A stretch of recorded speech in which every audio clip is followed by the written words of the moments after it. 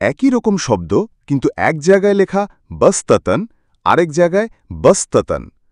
কুরআন কেন একই অর্থ প্রকাশ করতে গিয়েও দুইটি ভিন্ন হরফ ব্যবহার করল, সিন ও সদ? আজ আমরা দেখব কিভাবে এই ছোট্ট পার্থক্য কুরআনের অলৌকিক ভাষাগত মোজেজার এক অবিশ্বাস্য প্রমাণ। সূরা বাকারা আয়াত 247। আল্লাহ যখন তালুতকে রাজা নিযুক্ত করলেন তখন বলা হল, এবং তাকে জ্ঞানে ও শারীরিক শক্তিতে অনেক বাড়িয়ে দিয়েছেন। বাকারা 2:247। আয়াতের অংশ এখানে বাস্ততান শব্দে সিন ব্যবহার করা হয়েছে এবং সূরা আরাফ আয়াত 69। আর যখন আদ সম্প্রদায়ের কথা বলা হয় তখন বলা হয়, এবং তোমাদেরকে সৃষ্টিতে অর্থাৎ দৈহিক গঠনে হৃষ্টপুষ্ট ও বলিষ্ঠ করেছেন। আল আরাফ 7:69। আয়াতের অংশ এখানে বাস্তাতান শব্দে সদ ব্যবহার করা হয়েছে।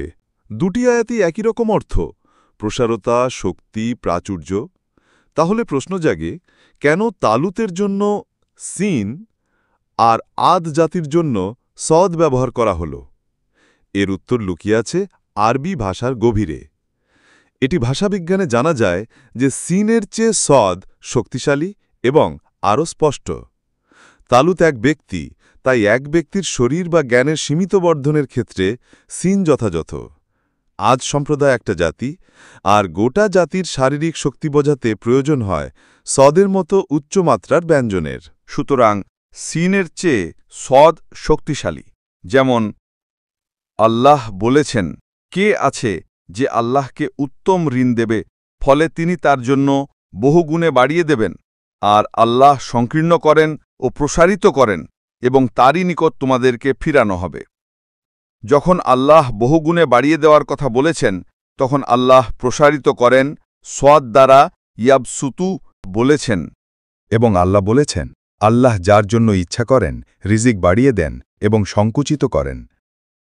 আর তারা দুনিয়ার জীবন নিয়ে উৎফুল্লতায় আছে, অথচ আখিরাতের তুলনায় দুনিয়ার জীবন খুবই নগণ্য।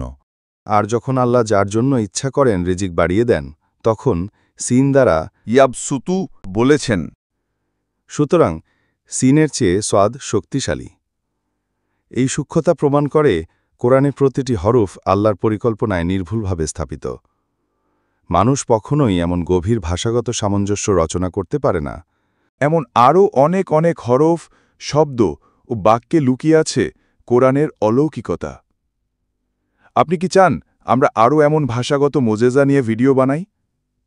তাহলে সাবস্ক্রাইব করুন, লাইক দিন, আর কমেন্টে লিখুন আরও চাই। কারণ আপনি জানেন না একটি হরফও কিভাবে কারো ঈমান জাগিয়ে দিতে পারে।